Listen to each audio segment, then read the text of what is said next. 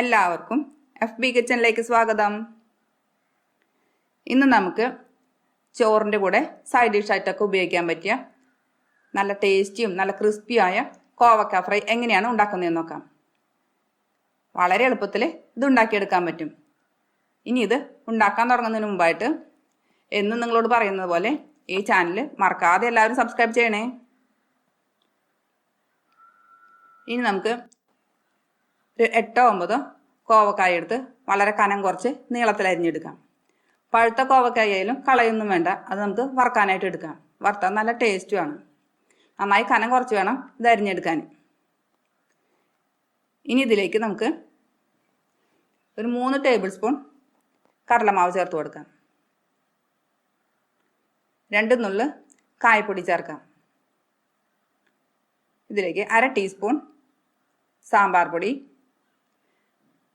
1/2 teaspoon മുളക് പൊടി, 1/2 teaspoon പെരുംജീരകത്തിൻ്റെ പൊടി, 1/2 ടീസ്പൂൺ മുഴുവനോടെയുള്ള പെരുംജീരകം,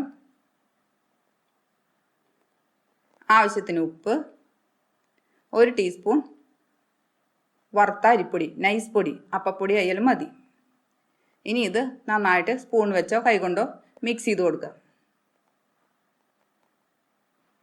മസാലയൊക്കെ കോവക്കായിൽ നന്നായി പറ്റിയിരിക്കുന്നത് പോലെ നന്നായി മിക്സ് ചെയ്ത് പിടിപ്പിക്കണം. എന്നിട്ടിത് അപ്പോൾ തന്നെ നമുക്ക് വറുക്കാം. മസാല പുരട്ടി അധികം നേരം വെക്കൊന്നും വേണ്ട. ഇനി ഒരു കടായി ചൂടാക്കി അതിലേക്ക് വറുക്കാൻ ആവശ്യമായ വെളിച്ചെണ്ണ ഒഴിച്ചു കൊടുക്കാം.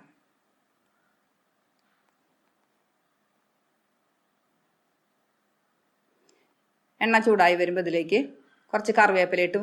കറിവേപ്പില മൂത്ത് വരുമ്പോൾ നമുക്കിതിലേക്ക് കോവക്കായ ഇട്ട് കൊടുക്കാം. ആദ്യം പകുതി കോവക്ക ഇട്ടാൽ മതി.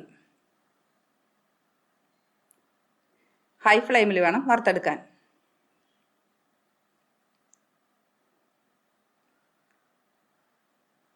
ചെറുതായിട്ടൊന്ന് പരത്തിയിട്ട് കൊടുക്കുക. അധികം കുത്തി ഇളക്കരുത്, മസാലയ്ക്ക് വിട്ടുപോകും.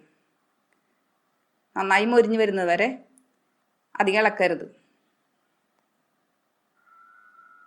ഒരു സൈഡ് മൊരിഞ്ഞ് വരുമ്പോൾ നമുക്കിത് തിരിച്ചിട്ട് കൊടുക്കാം.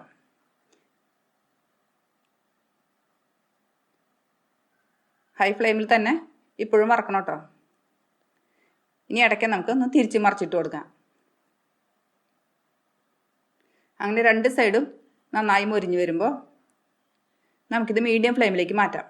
കുറച്ച് നേരം മീഡിയം ഫ്ലെയിമിൽ വറുത്തെടുക്കാം.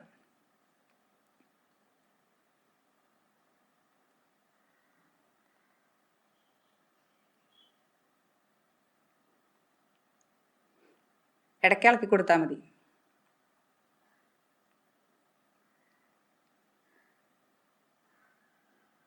കളറൊക്കെ ചേഞ്ച് ആയി തുടങ്ങി. നന്നായിട്ട് ഗോൾഡൻ കളർ വരുമ്പോൾ നമുക്ക് വീണ്ടും ഹൈ ഫ്ലെയിമിലേക്ക് മാറ്റാം.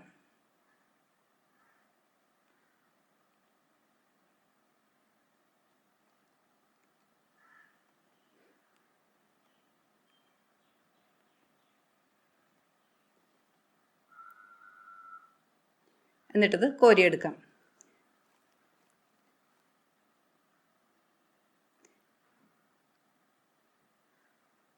അധികം കരിഞ്ഞു പോവാതെ കോരിയെടുക്കണം. അതിനാണ് ഞാൻ ഇടയ്ക്ക് മീഡിയം ഫ്ലെയിമിലേക്ക് മാറ്റണേ.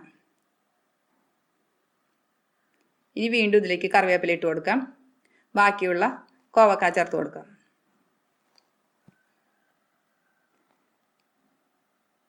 കോവക്കായിട്ട് തുടക്കത്തിൽ 2 വശം മൊരിഞ്ഞ് വരുന്നവരെ ഹൈ ഫ്ലെയിമിൽ വറുത്തെടുക്കാം. 2 സൈഡ് നന്നായിട്ട് മൊരിഞ്ഞ് വരുമ്പോൾ മീഡിയം ഫ്ലെയിമിലേക്ക് മാറ്റാം. എന്നിട്ട് കുറച്ച് നേരം മീഡിയം ഫ്ലെയിമിൽ വറുക്കാം. നന്നായിട്ട് കളർ ചേഞ്ച് ചെയ്താൽ നമുക്കിത് ഹൈ ഫ്ലെയിമിലേക്ക് മാറ്റി കോരിയെടുക്കാം.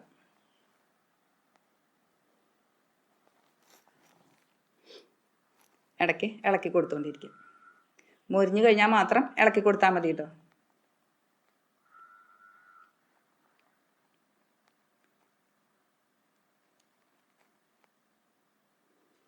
ഇപ്പോൾ കൊണ്ട് 2 സൈഡും ഒന്ന് മൊരിഞ്ഞു. അപ്പോൾ ഞാൻ മീഡിയത്തിലേക്ക് ഒന്ന് മാറ്റി. കരിഞ്ഞു പോവാതിരിക്കാനാണ് ഞാൻ ചെയ്തത്. ഇപ്പോൾ ഇത് ഗോൾഡൻ കളറായി. ഇപ്പോൾ ഞാൻ ഹൈ ഫ്ലെയിമിലേക്ക് മാറ്റിയിട്ട് ഇത് കോരിയെടുക്കാൻ പോവാണ്.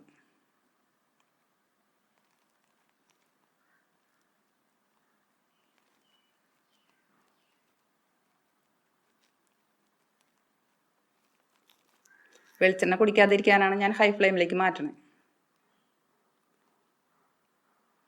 നല്ല ക്രിസ്പിയാണിത്. ഇങ്ങനെ ചെയ്യുമ്പോൾ നല്ല ക്രിസ്പി ആയിട്ട് കിട്ടും ഹൈ ഫ്ലെയിമിൽ വറുക്കുമ്പോൾ. അങ്ങനെ നമ്മുടെ കോവക്ക ഫ്രൈ റെഡിയായി. എല്ലാവരും ട്രൈ ചെയ്ത് നോക്കണേ. നല്ല ടേസ്റ്റിയാണ് കേട്ടോ. നിങ്ങൾക്ക് റെസിപ്പി ഇഷ്ടമായെങ്കിൽ ലൈക്ക് ചെയ്യാനും ഷെയർ ചെയ്യാനും സബ്സ്ക്രൈബ് ചെയ്യാനും മറക്കല്ലേ. Thank you.